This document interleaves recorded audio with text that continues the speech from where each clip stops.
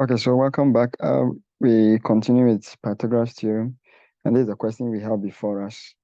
The hypotenuse of a right angle triangle is 6 meters more than twice the shortest side. The third side is 2 meters less than the hypotenuse.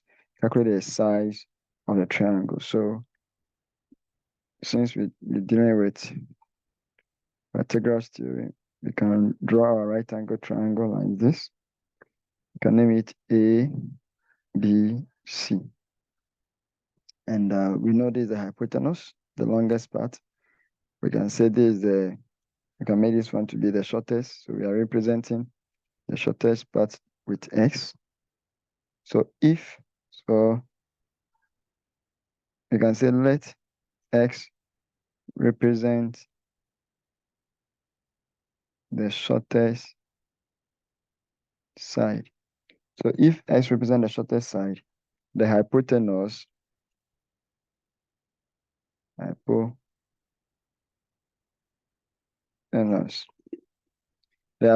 we say we are told that the hypotenuse of the right angle triangle is 6 more than twice the shortest. So it will be 6 more than twice the shortest. So the shortest, okay, which is 2x, because twice the shortest is x, twice, so 2x. More than means plus, then 6. So it means that my hypotenuse here will be 2x plus 6, you see. Then they also said that the third side, this is the third side, is 2 meters less than the hypotenuse. Already the hypotenuse is 2x plus 6. So the third side is 2x plus 6, which is the hypotenuse. Because the third side is 2 meters less than the hypotenuse. The hypotenuse already is 2x, okay, plus 6, which we have seen over here. Less than means minus, so minus 2, because it's 2 meters less than the hypotenuse. So the hypotenuse minus, less means minus, then 2. So this will give me 2x plus 4. So this one comes here, 2x plus 4. Then now we can solve it. And we know for Pythagoras theorem, your AC squared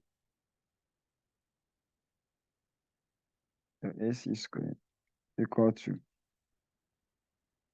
your, which is the hypotenuse squared, equal to AB squared plus BC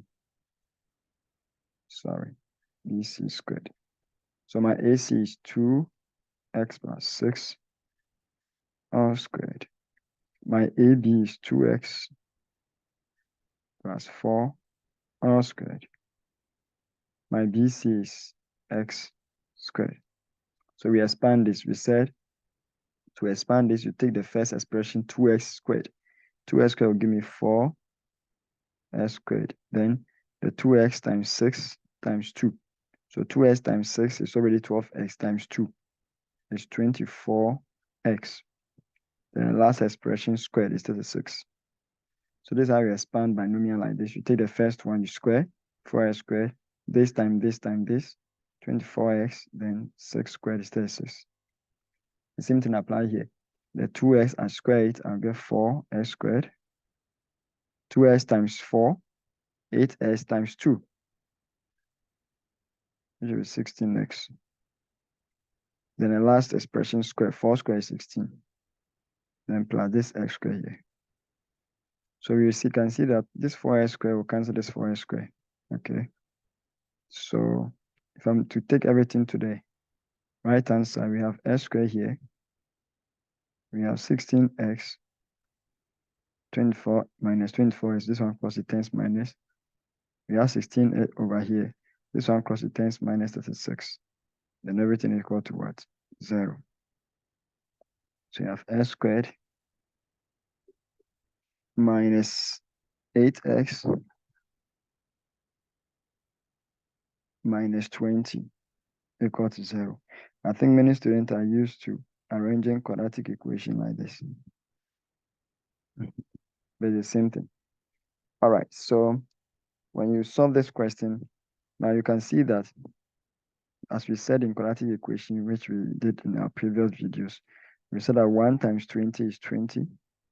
We find the factors of 20 pairwise, 1 and 20, 2 and 10, 4 and 5. Then you ask yourself, which of them will help you get the minus 8? You say that 2 and 10 will help us. Because when we say 2x minus 10x, using the factors 2 and 10, when we say 2x minus 10x, we will get minus 8x. And minus 20 equal to 0. We'll group this one into type 1 factorization. What is common is x. We have x plus 2. What is common? We have 10, x minus 2. So a negative times negative. So here's supposed to be positive. So a negative times positive will give you what? Negative. And moreover, the bracket should be what? The same. So since the brackets are the same, we can take one of them. Then outside the parenthesis also in one bracket equal to 0. If you have two products equal to 0, it means each expression will be equal to 0. And when you cross these two, returns minus 2. You have x minus 10 equal to 0. So s equal to positive 10. So the size of we're taking the positive because we cannot take negative to be the length. We cannot say BC, the length of BC is negative 2. We cannot do that. So we take the positive. So it means that the shortest side is 10. Then the hypotenuse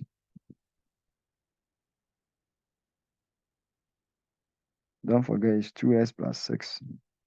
So you have 2, my s is 10 plus 6. So that would be 20 plus 6, 26. Then the third side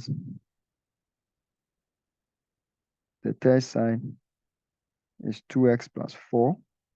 So 2, whatever I see as I put my 10 there plus 4. And 2 times 10 is 20 plus 4, 24. So this is how we solve questions like this. Okay. So we move on.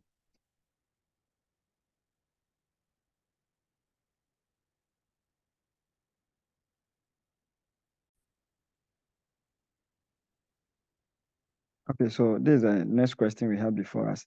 The perpendicular from P meets the base QR, okay, of triangle PQR. So we can draw triangle PQR. And they said that the perpendicular from P meet the base of what? QR. So we draw a perpendicular line. Okay. It means the base.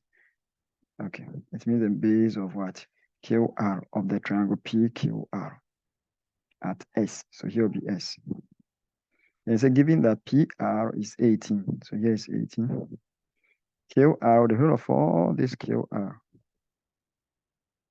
is 15. Sorry. It's 25. Okay. Yes. Maybe also given that QS to SR is 3:2. So it means that the total ratio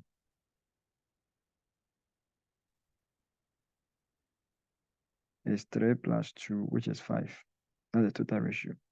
So if I want to find QS, what QS will be, don't forget the ratio is 3:2. So QS ratio is 3, but the total ratio, which is 5, times the entire length of QR, which is what? 25. So 5 will go into 25, 5, and 5 times 3 is 15. So it means this place is 15 meters. Then SR will be 2 on 5, second ratio, times 25. So 5 will go into 25. 5 times 2 is 10. So that gives you 10 over here. So now if I want to find PS, I know 10, I know 18. I can find PS using Pythagoras Theorem. So from triangle PSR, I can say that my hypotenuse, which is PR, all squared, equal to PS squared plus SR squared. You see that? So PR is 18 squared. PS, there, that's what I'm looking for. SR is 10 squared. So you realize that 18 squared gives you 324.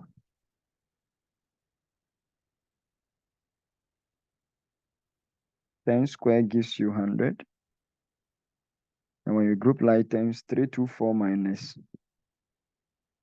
100 go to PS all squared. And that will give you 224 go to PS all squared. So we take positive square root of both sides in order to remove the square, and PS will give you 19.9666. Okay. All right. Now let's solve the second one. The second one also from triangle PQS. We have to find PQ. We can say that PQ, which is the hypotenuse, the longest part, is equal to QS, or we can say it's equal to PS plus SQ.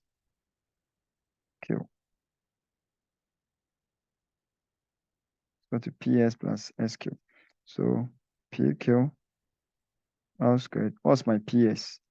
PS is what we just found. Okay, PS itself is what we just found. The PS squared is 224, as you can see here, plus SQ. SQ or QS is 15. So 15 squared. So you have 224 plus 15 squared is 225. And when you sum it, you're going to get 449.